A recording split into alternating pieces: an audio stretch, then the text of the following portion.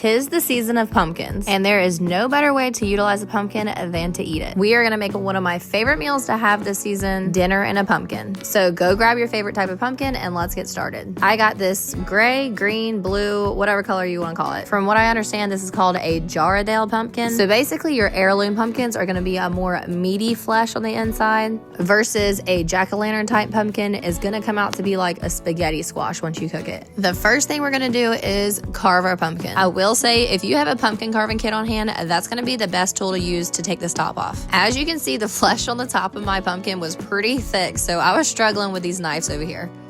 Once you get that top off, you're gonna clean out the inside of your pumpkin. Now, what you do with the guts of your pumpkin is your business, but my goal is always to never waste anything. You can see I'm adding all of mine to a bowl, and it's gonna go straight out to the chickens. At least that was my plan. Then one of my daughters was willing to pick out the pumpkin seeds because she wanted to roast her own pumpkin seeds. To which I told her, have at it, girlfriend. Pumpkin seeds are so beneficial for our chickens and for us, so either way, it's gonna be a win-win.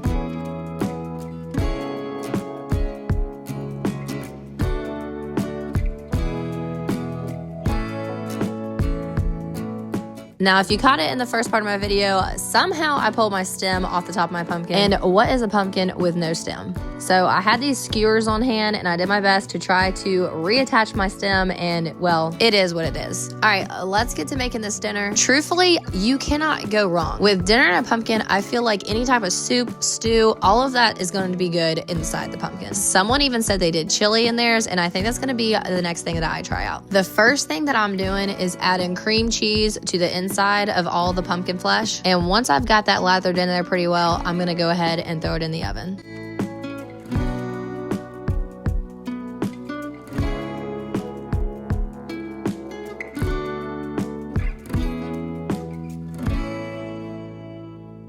I typically try to cook this meal when we get the first feeling of fall in the air, which here in Florida, you don't want to hold your breath while you're sitting around waiting for that to happen. But I also feel like this would be a cute and festive idea for Halloween, even Thanksgiving or Friendsgiving. It's not only yummy, but it's also a good conversation starter. A little tip before you get your pumpkin in the oven: one, pick out a heavy duty pan because your pumpkin's got a little weight to it now. Think about when you add your meal inside of it, it's gonna be 10 times heavier. My second tip is go ahead and lower those racks just like it's a Thanksgiving turkey, because otherwise it's not gonna fit. All right, I would tell y'all what I was making and putting inside the pumpkin if there was a name to it. But when it comes to cooking, I'm the type of person that just likes to throw stuff together. Not in a sense of not being prepared, but in a sense of like quite literally throwing a whole bunch of stuff together. So I'm going for like a vegetable, potato, also meat kind of soup. But believe me, I made it before and it is very delicious. So I'm gonna get all of my vegetables chopped up in bite-sized pieces. I'm going with your usual carrot, celery, onion, and some potatoes. A little something about me, I actually thoroughly enjoy chopping up vegetables. You will hardly ever, rarely see me pull out a chopper. That's more of my husband's to do. But at the same time, I don't really enjoy chopping garlic. That being said, nor do I like peeling the garlic. So I do this little trick from time to time where I just cut off the ends of the garlic, put them in a mason jar, shake it up, and that will literally take the peels right off the garlic.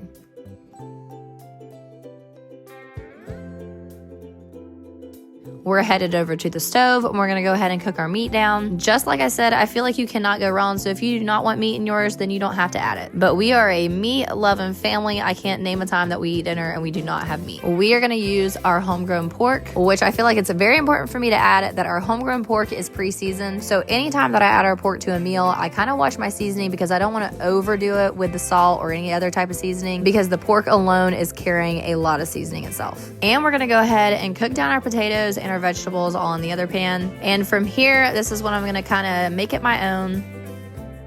I'm gonna add some cream, some butter, a little bit of flour, make it a little bit thicker. And I'm also gonna end up adding some kale. And that would pretty much do it for all the ingredients that I added.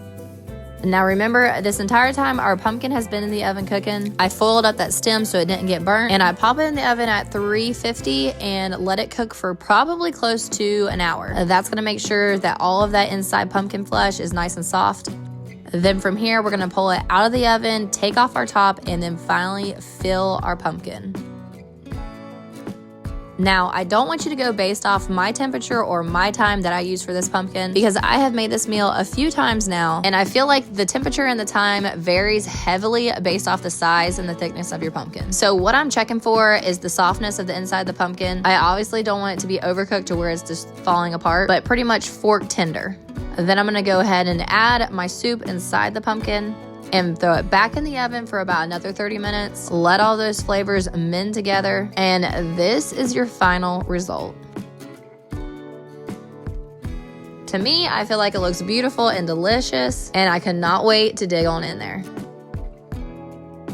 I'm a lover of all foods. I love squash and I love pumpkin. So grab you a bowl, fill it up with some soup, and then start scraping off the sides of that pumpkin to go with it. I am not even kidding when I say that this pumpkin might look small. There was so much pumpkin meat to this. It was insane, y'all. But it was also very delicious. I ate this for leftovers for days. Be sure to leave a comment below if you end up trying your own version of dinner in a pumpkin.